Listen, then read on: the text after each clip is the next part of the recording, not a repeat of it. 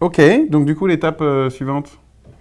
L'étape suivante, ça va être de monter le plateau, puisqu'on va en profiter finalement d'être sur ce châssis. Et on va d'abord monter... J'avais bien suivi quand tu Donc avais là, expliqué que parfait. c'était le plateau quand même. Exactement. Le plateau, l'axe Y, comme on vous disait au début. Donc si on regarde dans la documentation, effectivement, assemblage de l'axe Y, le plateau. Donc, tu vas pouvoir commencer à déballer le plateau. En faisant attention parce que du coup, il y a des cordons là, En qui faisant vont du attention, plateau. il y a des fils qu'il ne faut absolument pas couper. Of course. Et moi, je vais sortir les différentes pièces qui composent cet axe.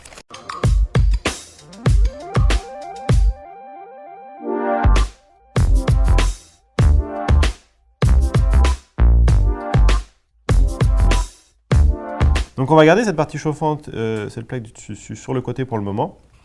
Nous, on va s'attaquer à mettre le plateau qui permet le guidage. Donc on va retirer le film protection de la plaque métallique, puisque c'était juste un film de protection lors de la découpe laser. On va avoir besoin également du profilé noir, puisqu'on est sur un élément de guidage qui va être de 30 cm, qui va nous permettre de déplacer le plateau. Sur ce profilé va se déplacer cet élément avec les 3 roues. Alors pour le mettre dessus, on va le positionner avec 2 roues d'un côté et une roue de l'autre, dans la longueur finalement. Et il va falloir faire attention pour ne pas, avec le bord du profilé, entailler la roue. Il va falloir le pousser délicatement. Voilà. On sent une petite force. Pourquoi une petite force? De manière à ce que la pièce n'ait aucun jeu. Donc je te laisse regarder et la déplacer. On va avoir aucun jeu sur la pièce. Ah oui, effectivement. Ouais. Donc maintenant, ce qui va nous intéresser, ça va être de fixer cet élément sur la plaque. Ça tombe bien, on a 4 trous ici qui correspondent à ces 4 trous-là. D'accord. Donc pour cela, on va prendre le petit sachet qui était à côté. Ensuite, on suit la documentation pour savoir comment on met la vis, la rondelle et l'écrou au bon endroit, dans le bon sens, tout simplement. Oui, Donc tu vas passer la vis dans la pièce plastique, à travers la pièce plastique et la plaque aluminium. On mettra ensuite une petite rondelle. Ouais. Et donc ensuite, on a des écrous un petit peu spécifiques ici. Ce sont des écrous nil stop. C'est-à-dire qu'ils ont une petite rondelle en caoutchouc à l'intérieur, ce qui va permettre qu'une fois qu'on serre l'écrou, celui-ci reste en place. Pourquoi? Parce qu'au niveau du plateau, on va avoir des vibrations qui vont être induites dans les vis, dans les écrous.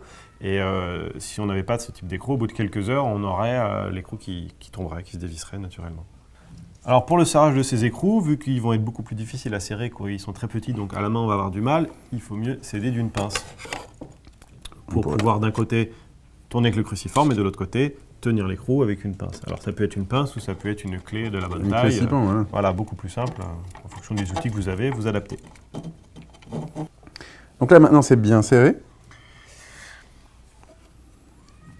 On est plutôt bien là, effectivement. Donc, comme je vous expliquais tout à l'heure, on va mettre le profilé dans les roues en y allant progressivement. Voilà. Et le but va être de positionner, grâce à ces 2 pièces rouges, une qui va devant, une qui va derrière, le plateau. D'accord? Donc pour cela, il va falloir qu'on prépare les pièces rouges. Alors celle-ci, qui va donc derrière. Derrière, finalement, c'est le côté où les montants sont le plus proche du bord. C'est la pièce qui va avoir le moteur qui entraîne la courroie qui déplace l'axe. Donc il va falloir un moteur. Et on avait le carton moteur, effectivement. Donc on a le carton moteur. Je te laisse nous libérer le carton en le gardant droit. Alors cette pièce qui contient le moteur, il va falloir également fixer ce qu'on appelle un fin de course, ou end stop en anglais, qui va permettre, quand on va vouloir lancer une impression, que l'axe se déplace, le plateau se déplace, jusqu'à appuyer sur ce petit bouton qui va faire un petit clic et qui va dire « OK, on arrête le déplacement » et on est au point 0. Donc qu'est-ce qu'on va faire?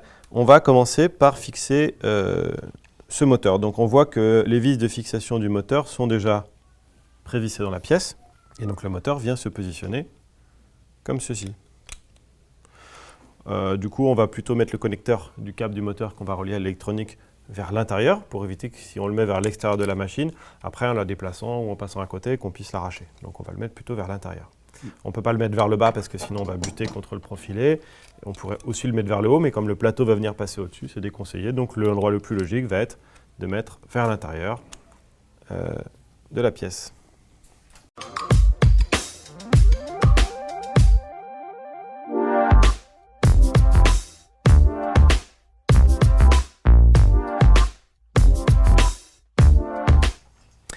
Alors la courroie va être entraînée par effectivement une roue crantée, une poulie, On n'aurait pas dû la mettre avant, en fait. qu'il faut mettre avant de fixer le moteur. C'est bien ce qui me semblait, en fait.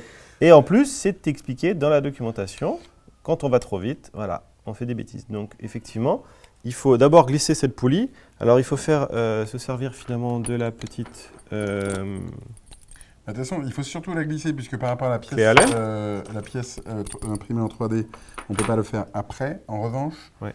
Si tu veux serrer, ajuster, aligner, je pense qu'on doit pouvoir le faire Voilà. après. Parce qu'on pourra Donc il y a deux petites vis sur la poulie qu'il faut éventuellement desserrer un petit peu pour être sûr de pouvoir passer sur l'arbre moteur. Donc j'ai une vis de la bonne dimension, donc je teste effectivement.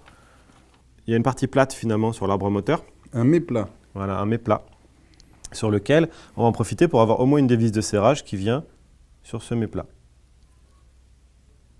Yes, Ok. pas mal. Du coup, je revisse le truc comme ça. On a dit le moteur vers moi. Voilà, exactement. Le connecteur du moteur, pardon, vers moi. Ouais.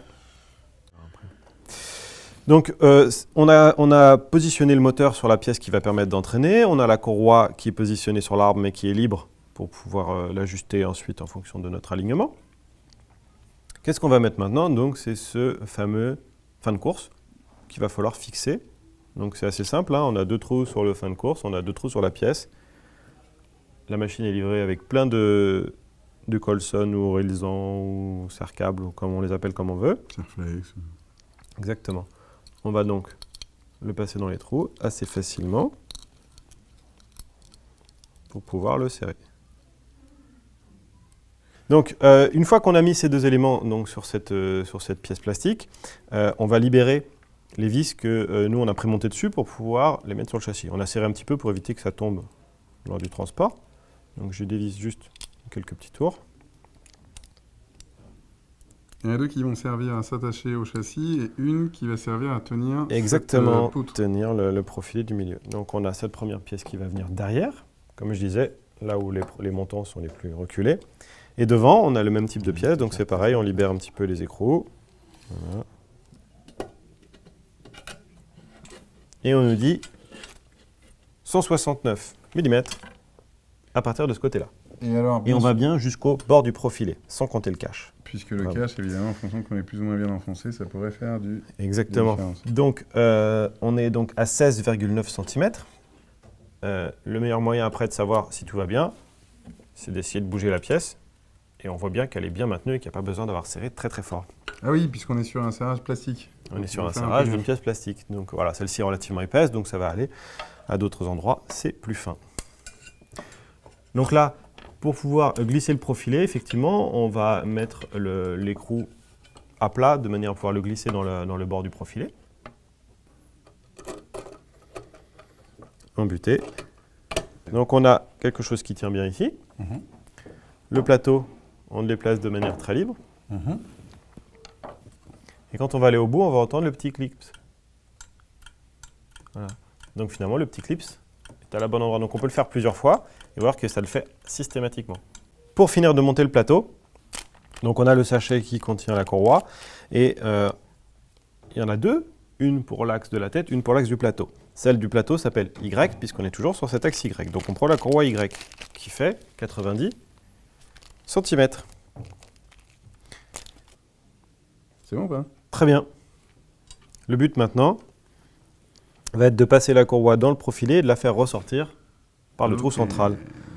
Donc souvent on va s'aider d'un tournevis, on va s'aider d'une clé Allen comme ceci pour lui faire un chemin et finalement de manière assez aisée on a pu... Voilà. Il faut la mettre bien rectiligne et finalement quand on va la retourner à l'envers on va voir les dents. Pourquoi c'est important? Puisque sur ce cavalier, en fait, je l'ai fait exprès, on a des petites fentes qui vont venir se mettre sur les dents et vraiment bloquer les dents. Donc le maintien ne se fait pas juste avec un écrasement du plastique, c'est vraiment on maintient grâce aux dents. On va voir si tout se passe bien. Donc, je dois pouvoir déplacer mon plateau avec un petit peu plus de résistance que tout à l'heure. Je vais devant, je vais derrière, et j'ai toujours mon contacteur. On va pouvoir maintenant positionner la plaque sur laquelle on imprime. Alors, effectivement, c'est une bonne idée de se dire, mais dans quel sens je la mets?